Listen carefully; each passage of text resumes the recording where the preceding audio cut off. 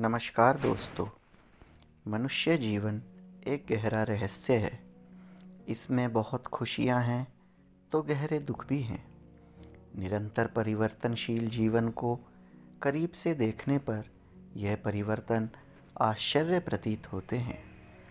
इस संसार में कितने ऐसे लोग हैं जो ईश्वर को मानते हैं, वो आस्तिक कहलाते हैं, तो कुछ ईश्वर के अस्तित्व को नहीं मानते, वो नास्तिक कहलाते हैं। हम सभी का ज्ञान एवं बुद्धि का दायरा सीमित होता है। जब से हम पैदा हुए हैं तब से अब तक जो जानकारी अथवा याददाश्त हमारे मस्तिष्क में है, उससे अधिक हम कैसे सोच सकते हैं। हाँ, शायद हम अपनी कल्पनाओं को बेहतर कर सकते हैं। वैज्ञानिक ज़रूरत को समझते हैं, कुछ कल्पना करते हैं और अपने पुरुषार्थ द्वारा नए नए आविष्कार करते हैं, जिससे सारी मानवता की सेवा होती है। दोस्तों, यदि हम सारे संसार के समस्त धर्मों एवं पंथों को देखें तो सब में हमें यह समानता मिलेगी कि सभी किसी न किसी एक शक्ति पर भरोसा करते हैं और वो शक्ति इस सारी सृष्टि को चला रही है। अपने धर्मानुसार उन सब की अपनी अपनी उपासना पद्धति है। बुद्ध के अंतर में ऐसे ही प्रश्न थे, जिन्होंने एक युवराज को पहले एक सन्यासी और फिर बुद्ध बना दिया, और जिसने महान बौद्ध धर्म की स्थापना की। पूर्ण सत्य की खोज में उन्होंने अपना परिवार, राज्य एवं समस्त राजसी सुखों का त्याग कर दिया। वो जानना चाहते थे कि ये दुख, बुढ़ापा, मृत्यु सभी के जीवन का हिस्सा हैं। यह क्यों है? इस संसार के समस्त दुखों का क्या कारण है और इन दुखों, कष्टों का निवारण क्या है?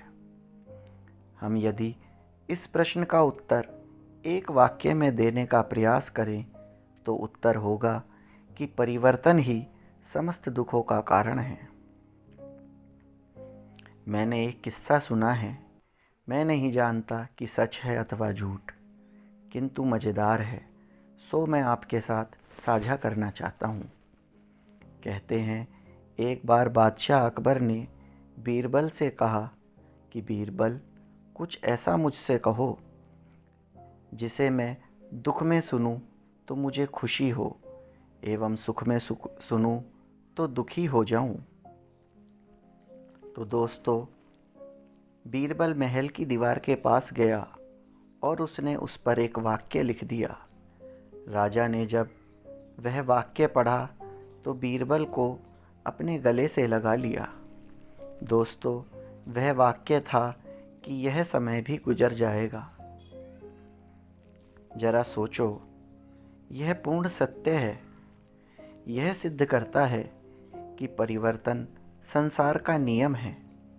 दुख के बाद सुख एवं सुख के बाद दुख, ऐसा हमारे जीवन में निरंतर होता है।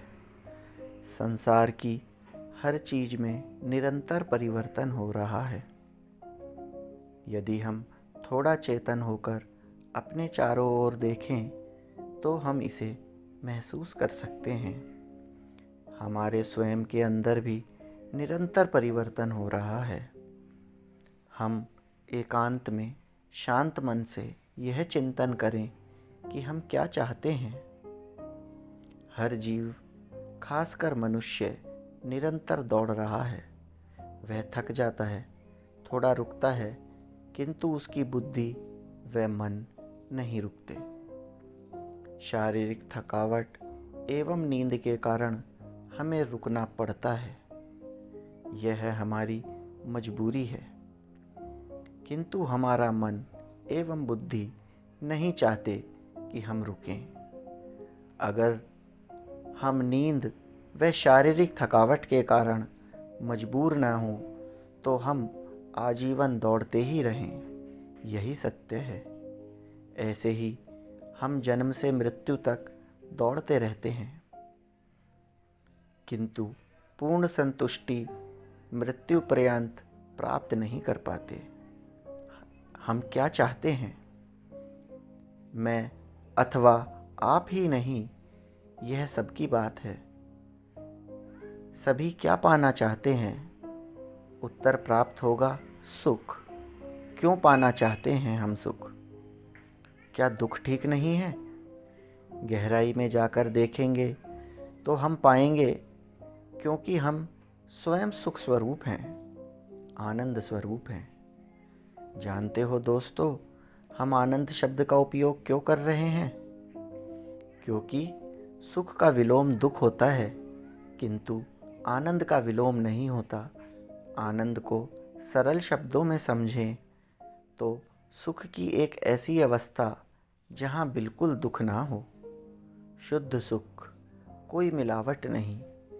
एक ऐसे सुख की अवस्था जिसमें बड़े से बड़ा दुखी भी अपना समस्त दुख भूल जाए एवं शुद्ध सुख को महसूस करे।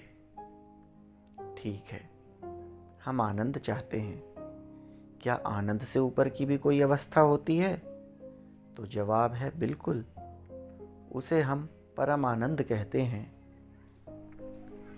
तो प्रश्न है, यदि हमारा स्वरूप आनंद है तो परमानंद स्वरूप कौन है? तो दोस्तों, हिंदू सनातन धर्म में ईश्वर को परमानंद स्वरूप कहा गया है। दोस्तों, सभी बिंदु जो मैं इस वीडियो में रख रहा हूँ, उन पर बहुत विस्तार से चर्चा की जा सकती है। अतः मैं आगे निरंतर वीडियो बनाता रहूँगा। आप भी कमेंट सेक्शन में अपने विचार अथवा प्रश्न रख सकते हैं, जिन्हें मैं अपने आने वाले वीडियोज़ में कवर करता रहूँगा। आज जो हमने बातें की हैं, उनसे हम यह कह सकते हैं कि सुख हमारे स्वयं के अंदर है, किंतु हम एक कस्तूरी मृग के समान उसे बाहर ढूंढ रहे हैं। यदि हम अपने अंतर में ढूंढेंगे तो हम पाएंगे कि हमारी आत्मा सुख स्वरूप है। हम स्वयं सुख स्वरूप हैं, आनंद स्वरूप हैं, जो परम आनंद में मिल जाना चाहते हैं। धन्यवाद दोस्तों।